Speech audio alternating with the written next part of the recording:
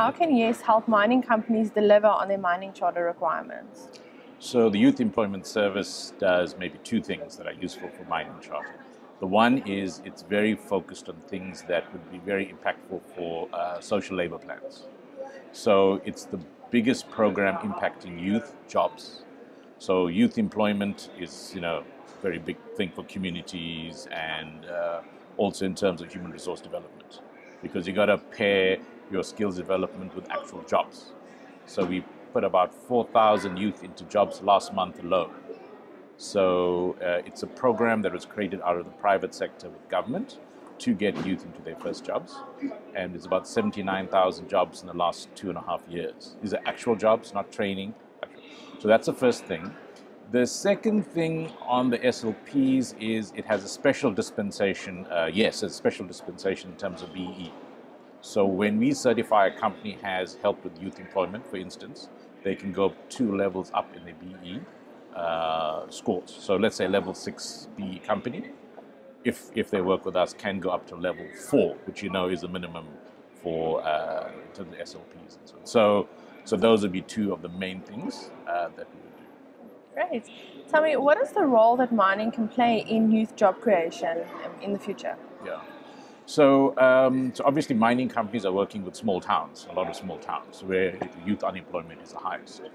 So it's what mining can do as a declining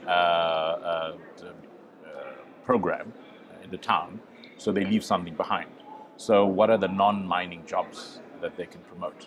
So when they work, for example, with us, we look at how to get youth employed in things that are not necessarily part of the mining operation as it stands today. So we look at training people to become commercial drone pilots. Some of them go into specialized programs in SMEs. Some of them work in other sectors, within the small town, like health and education, but jobs that are, sustainable. So by the time the mine is finished, it has created a lot of opportunities and ecosystem in the towns where they've been operating. Great. You briefly touched on this already, but I was wondering, how is YES currently working with mining companies to help build these thriving communities?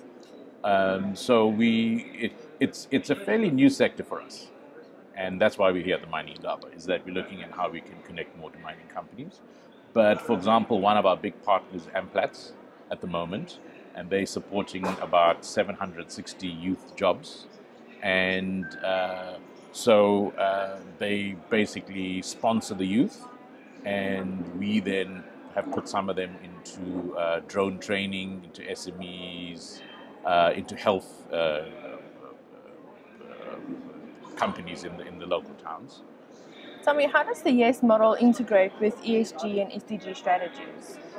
So in terms of ESG, obviously that's environmental, social governance, right? So yes, Youth Employment Service is the biggest social impact program insofar as youth jobs are concerned in the country. So once they partner with us, they get a lot of points as a mining company on the S side, because they can show there's a measurable actual impact in terms of youth jobs.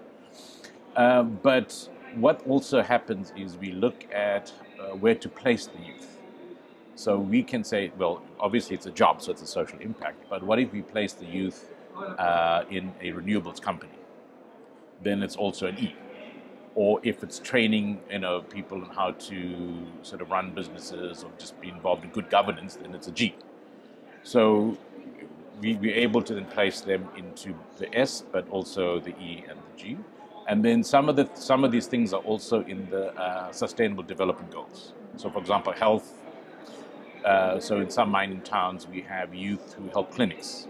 And what they do is they support the clinic to, for example, ensure people come for their appointments.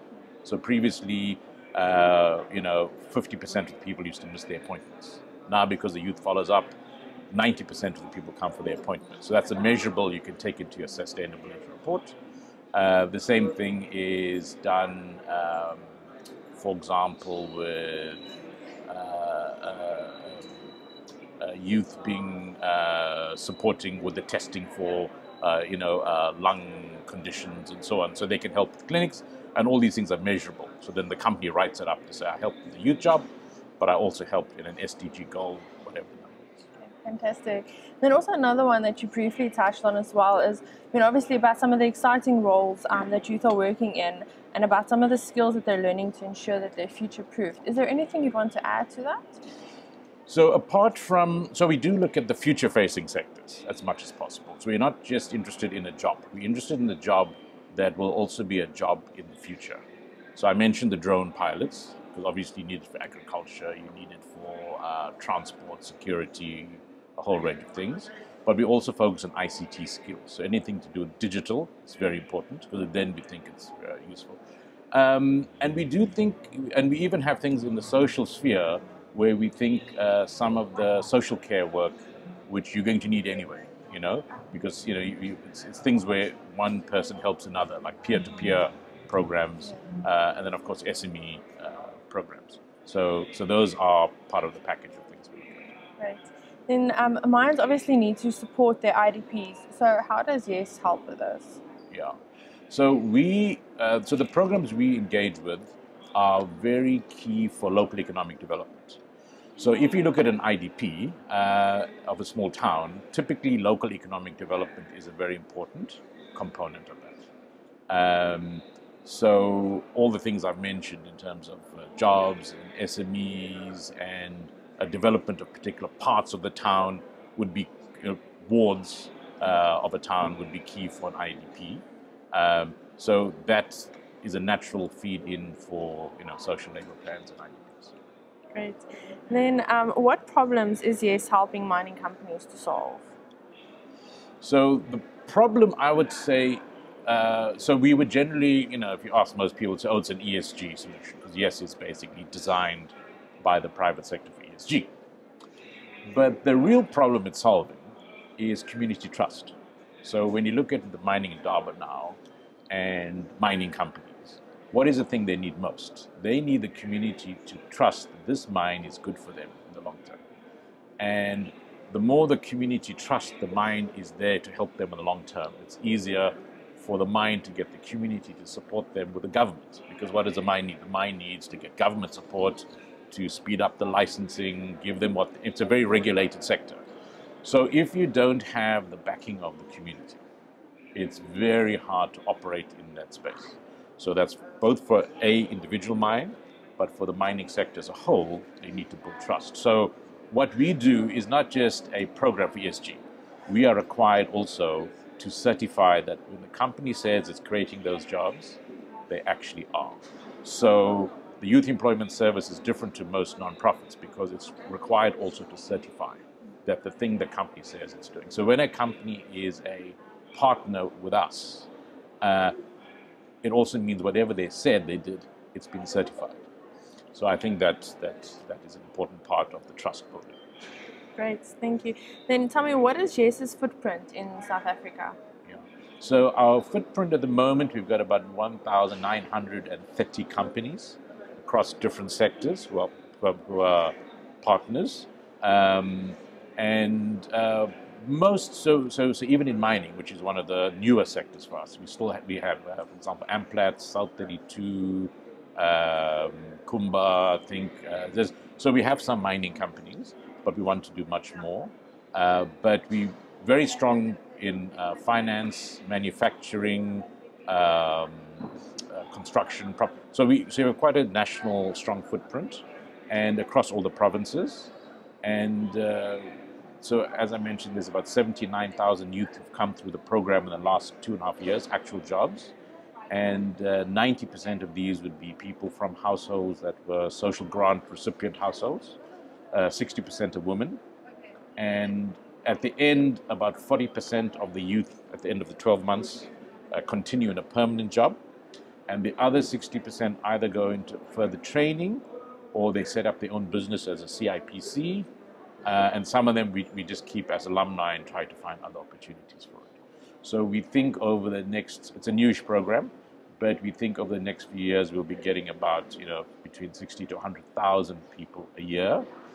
It'll still be a supplemental program to whatever happens with economic growth and all the other things we need to do in the country. But we're working very closely to expand youth footprint, youth impact with a whole ecosystem of partners. Then lastly, what specific projects, products and service developments are you planning to take forward in the next 12 to 24 months? Yeah. So when we started, we have a legislative mandate. So there's a special government gazette for us that talks to, so if you look at your B certificate, it actually says yes jobs. It's in the B certificate. So we've started with that as a big part of our program, because that's, you know, that thing we have to work with. But we're looking at non-BE programs, because we also think for companies that are not just focused on BE, but are focused on other charters or internationally ESG or SDGs. So we're looking at things beyond the BE, and we're looking at how to develop a value proposition that makes it easy for them to claim those points and recognition.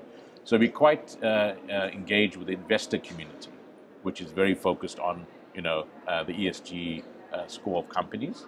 So we can provide something to a company that isn't focused on BE, but is still worried about how the investors perceive them, which obviously for mining is a very big thing.